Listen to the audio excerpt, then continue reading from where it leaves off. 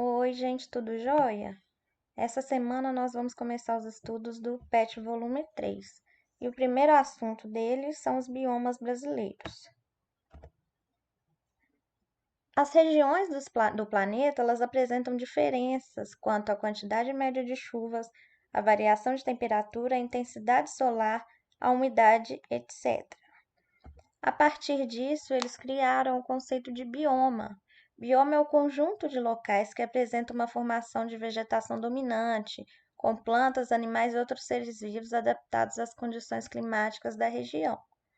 No Brasil, existem 6 diferentes biomas: a Caatinga, o Cerrado, a Floresta Amazônica, a Mata Atlântica, Pampa e Pantanal.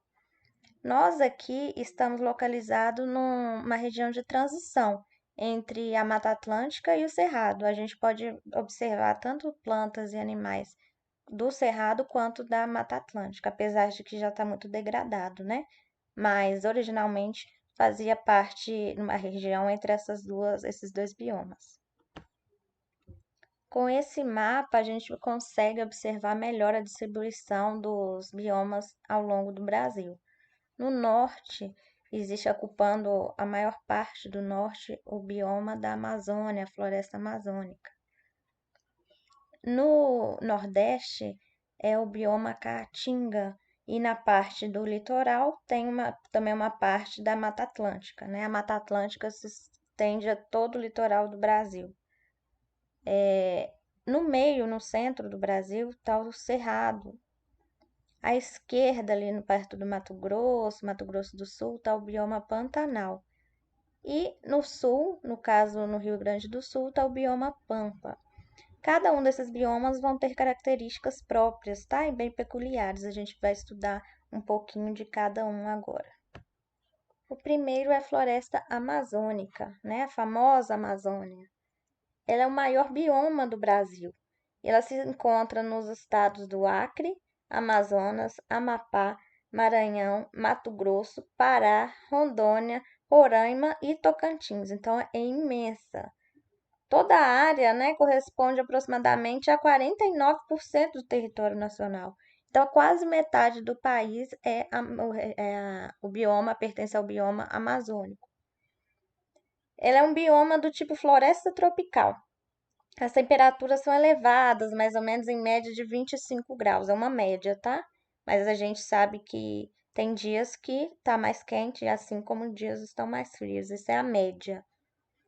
Então, chove muito na maior parte do ano. Lá nesse bioma tem vários rios, entre eles o Rio Amazonas, que é o maior do mundo em volume de água. Então, é muito grande. A vegetação lá da floresta, ela conta com árvores de grande porte. Algumas espécies chegam até 50 metros de altura. Aí as copas com isso são bem fechadas, bem densas. Os troncos são muito largos, né? Que podem ultrapassar até 3 metros de diâmetro.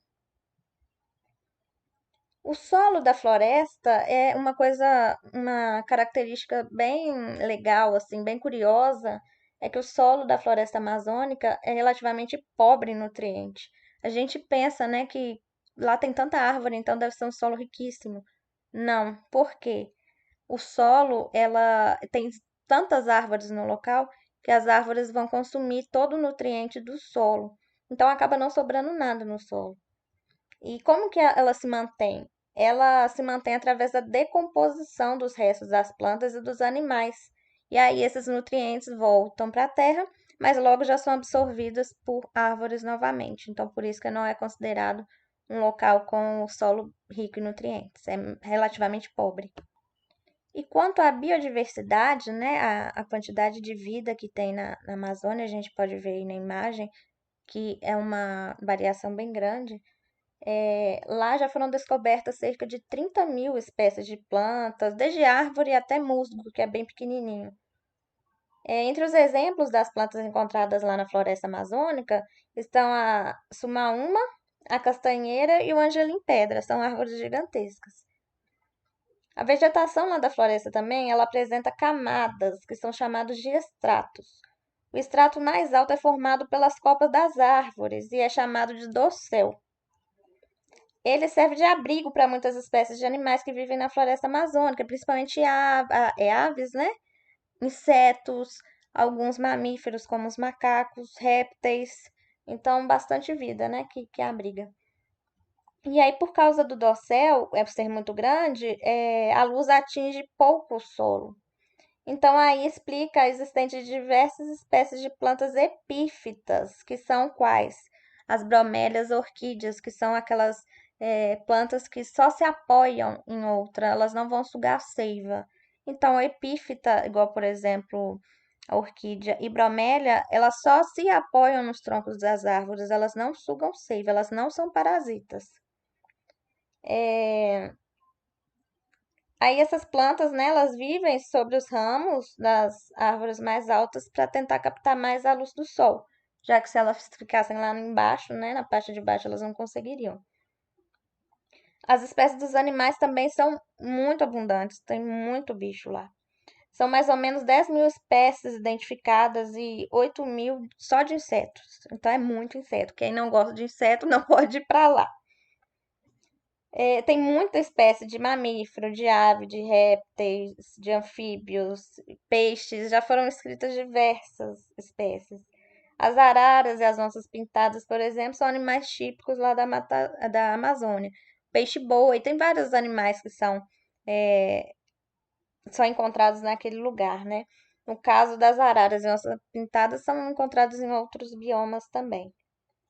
E aí, gente, apesar de a gente conhecer esse tanto de espécies, essa grande biodiversidade, a gente acredita que ainda existem várias espécies que precisam ser descobertas ainda lá na Amazônia.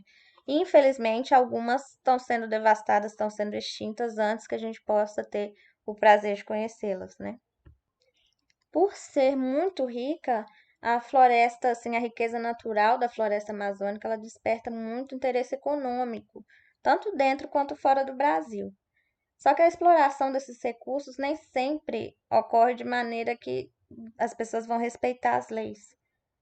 Aí a grande quantidade de madeira, né, os tipos de madeira de qualidade boa, podem ser obtidas através de algumas espécies de árvores de lá. E é um dos motivos que o desmatamento da área, a exploração ilegal lá da Amazônia é tão grande. Se a gente observar, por exemplo, essa imagem, vai mostrar como era que o ano de 1989, a cobertura da Amazônia era deste tamanho. A, aos Deixa eu colocar aqui de novo para ver se vai movimentar. Isso. Aí nesses pontinhos amarelos são as áreas degradadas que foram transformadas em pastagem, as roxinhas em agricultura. Então é muito grande a devastação que está acontecendo. Olhando assim não parece tão grande, mas a Amazônia é de importância muito grande. Por exemplo, para regular o clima. Se não houvesse Amazônia, pessoal, o Brasil aqui seria um deserto, porque a umidade produzida pelas plantas de lá, elas absorvem, né, a água do solo e transformam essa água em vapor para o ambiente. E a partir daí, formam-se verdadeiros rios voadores, que eles chamam. Uma quantidade tão grande de água, de vapor de água, que é equivalente a um rio. Então, essa umidade vai sair lá da Amazônia, vai bater ali na Cordilheira dos Andes, que está nessa região aqui, e vai voltar batendo na Cordilheira dos Andes, que não vai deixar a umidade passar para lá. A umidade vai voltar e atingir todo o Brasil, formando as chuvas. Então, se a gente não proteger a Amazônia, a gente vai acabar com o clima do Brasil, do mundo, e vai virar um deserto. Se a gente observar nessa faixa, mais ou menos, no mundo que o Brasil ocupa, se a gente for observar correspondência na África e na Oceania, na Austrália, são áreas desérticas. Então, a única razão de aqui não ser deserto é por causa da floresta amazônica. Então, a gente tem que preservar, né?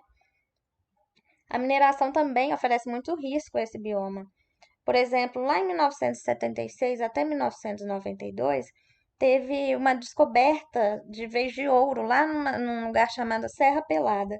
Vocês já devem ter ouvido falar, ela ficava lá no Pará, desculpa. E ela provocou uma intensa atividade mineradora. Muita gente foi para lá e grande parte irregularmente.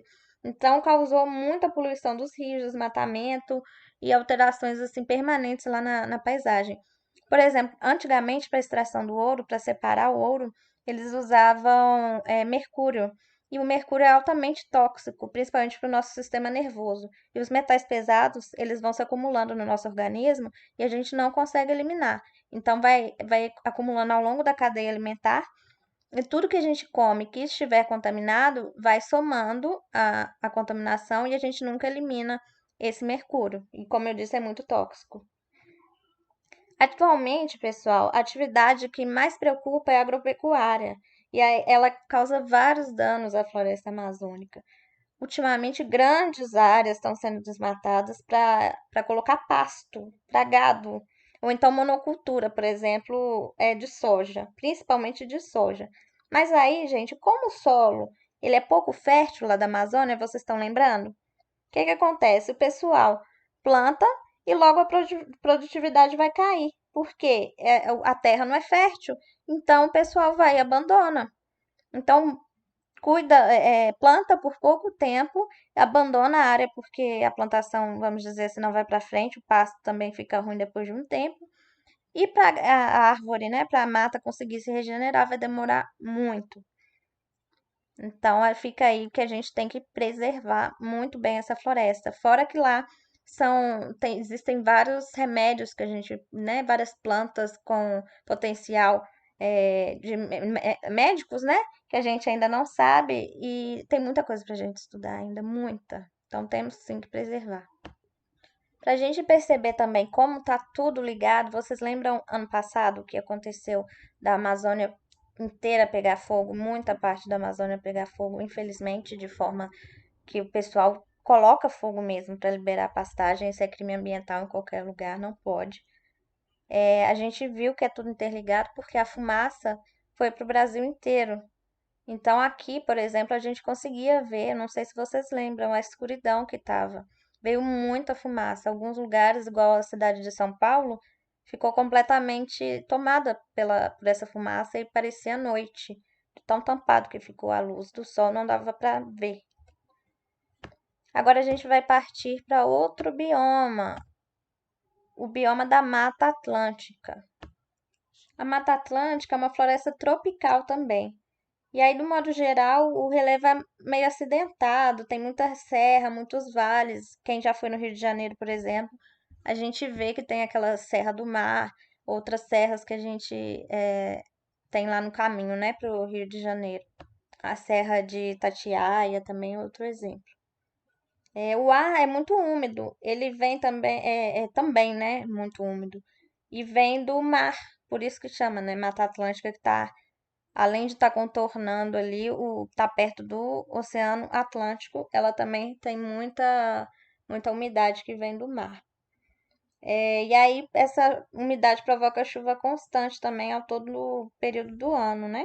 A temperatura média varia entre 14 graus e 21 graus. Um pouco menos quente que a Amazônia. Mas, igual eu falei, também é uma média só, né?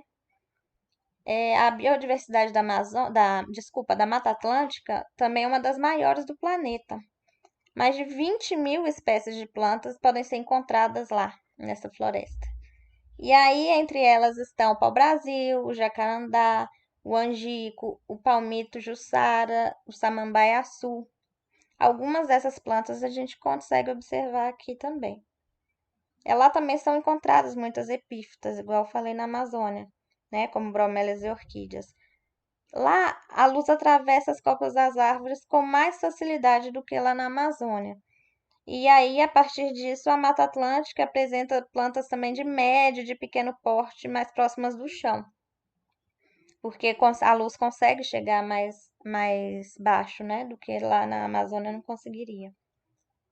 Entre os animais, a gente destaca os macacos, né, como monocarvoeiro, mico-leão dourado, as aves, como o araponga, o tietê-sangue, várias espécies de beija-flor e outros pássaros, né?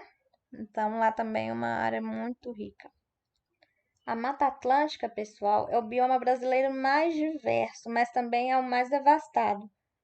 Quando os primeiros colonizadores portugueses, né, chegaram em Brasil em 1500, mais ou menos, a Mata Atlântica ocupava a faixa litorânea que vai do Rio Grande do Norte, aqui, até o Rio Grande do Sul. Então era toda tomada por Mata Atlântica, né? E hoje, aqui ó, em 1500 era muito mais. Hoje, no caso aqui, 2014, mas então hoje já tem menos que isso, que cada dia mais está sendo mais degradado. Ela, aqui no caso, em 2014, ela se restringiu a 12,5% da sua área original. Então, essa parte em verdinho que representa os fragmentos da Mata Atlântica. Você vê que são muito poucos, né? Então, hoje em dia, 70% mais ou menos da população brasileira vive nessas áreas que anteriormente eram ocupadas pela Mata Atlântica. Aí a grande urbanização é uma das causas, né, pela devastação de quase 90% do bioma. Mas não é só a única. Ao longo lá da história, a gente, em particular, nos últimos 150 anos, a exploração da madeira no sul, as culturas de café aqui no sudeste e de cana-de-açúcar no norte e no nordeste, eles também foram responsáveis por essa destruição. Os fragmentos que restam, né, esses lugares em verdinho, cada pontinho desse verdinho é um pouquinho, eles, embora estejam, né, preservados, eles não são contínuos, são bem espalhados. E aí dificulta a reprodução das espécies, e aí pode levar muitas delas à extinção. Então não adianta eu ter um pontinho aqui, outro pontinho ali. Se eu não tiver um lugar contínuo onde possa ter esse fluxo gênico que nós falamos, que as espécies possam se encontrar de vários lugares e aí tiver uma troca genética maior, os animais, né, as plantas dessa espécie podem morrer e ficarem extintos. No caso, porque a gente precisa de um mínimo de variabilidade genética para conseguir que uma espécie sobreviva. Se só alguns indivíduos restarem, eles não vão conseguir, vamos dizer assim, não ter sucesso para ocupar, né, para sobreviver, porque o gene, né, o DNA vai ser pouco modificado, vai ter pouca variação. E aí fica mais sujeito, mais propenso a várias doenças, problemas, né? Então, quanto mais diverso o DNA, melhor. Os pampas que ficam no Rio Grande do Sul vão ser vai ser o último bioma que a gente vai ver hoje. Os próximos nós vamos estudar lá na próxima semana, na semana que vem. Aí, o nome Pampa, gente, ele significa planície. E aí já descreve bem, né, o aspecto desse bioma. O relevo é bem plano e é formado por campos. Então é tudo bem retinho. Então é um bioma do tipo campos. A temperatura lá vai variar de acordo com as estações. No verão, lá é quente, né? E o inverno é bem rigoroso. Você pode observar aí no jornal, na época do calor, é um calor de 40 graus. Na época do inverno, alguns lugares chegam a temperatura negativa, né? De -0 graus. Abaixo de zero, quer dizer. Aí a temperatura anual, mais ou menos, a média é de 15 graus Celsius, mas é igual eu falei. Tem dias que estão mais quentes, tem dias que estão mais frios. Essa é a média, né? Soma-se todas as temperaturas de todos os dias e divide-se pelo número de dias, né? Então, vai somar todas as temperaturas aí de todos os dias e depois vai dividir por 365 e aí vai se ter a média anual. Aí as chuvas também variam, né? Entre 650 milímetros a 1.200 milímetros por ano. A vegetação lá é formada principalmente de capim, grama e outros pequenos arbustos, com árvores também concentradas nas margens dos rios, que são as matas de galeria, chamadas, né? Essas matas que ficam em voltas dos corpos d'água, né? Dos rios. Por causa do relevo lá e do tipo de vegetação, o pampa é considerado um pasto natural. E aí isso determinou a principal atividade humana, né, que se desenvolveu lá nesse bioma, desde a colonização, que é o quê? A pecuária. A fauna dos pampas, ela é rica em insetos, e isso vai servir de alimento para a grande variedade de aves, Por exemplo, o quero-quero, as emas, que são também características de lá, são espécies bastante comuns lá. E outros mamíferos como tatu, caxinguelê, que é um pequeno esquilo, e os felinos de pequeno porte também. Quais que são as ameaças de lá? Justamente por ser um lugar que é propício, né, a pecuária, a ocupação, né, intensa lá e desordenada provocou a degradação de 50% da área original. Então, o pessoal lá usa muito para cultivar, né, algumas coisas como soja e outras coisas, e utiliza muito para pecuária, né, criação de boi, ovelhas. E aí, atualmente lá, uma das principais ameaças é a monocultura também de eucalipto para produção de madeira, né, de papel, de celulose. E aí, o que que acontece? O eucalipto, gente, ele vai compactar o solo, tá? Vai deixar o solo duro, bem junto. E aí ele consome também muita água e acaba secando, né, os rios, secando os lençóis freáticos e diminui muita água nessa região. E aí pode pôr em risco, né, essa seca também a sobrevivência dos outros animais. E também a questão do desmate, né, da perca de hábitat, que é um problema de todas as regiões, né, de todos os biomas, que é essa perca de hábitat. Se destruírem o local onde esses animais vivem, não vai ter para onde eles morarem, né, sobreviverem, então vão acabar, infelizmente, morrendo. A gente vê que cada dia mais eles estão se aproximando mais das cidades, né? Animais que antes a gente não via, hoje em dia a gente já vê. Mas não é culpa deles, a culpa é nossa que está invadindo, nós estamos invadindo o espaço deles. Então a gente tem que ter muito respeito às plantas, aos animais, e claro que precisa ter o desenvolvimento, né, tecnológico, em questão de produção de alimento. O que a gente tem que defender e cobrar dos políticos, pessoal, a gente sempre tem que cobrar é o quê? São as alternativas mais sustentáveis. Igual a gente já estudou sobre as agroflorestas, é um tipo de produção mais sustentável. Então a gente tem que sempre buscar ter maior possível de harmonização com a natureza. Até isso para impedir doenças, por exemplo, quando a gente começa a degradar muito o meio ambiente, vírus que a gente, por exemplo, não tinha contato antes, que ficava restrito só no ambiente de mata, a gente passa a conviver, e aí esse vírus pode acabar se adaptando e virar igual o coronavírus virou, se adaptou, né? De alguns animais, e aí agora passou a infectar humanos. Então a gente tem que tomar muito cuidado com isso também. Então, meus amores, qualquer dúvida que vocês tiverem, é só me mandar um e-mail ou uma mensagem na plataforma, tá bom? Até a próxima aula. Um beijo.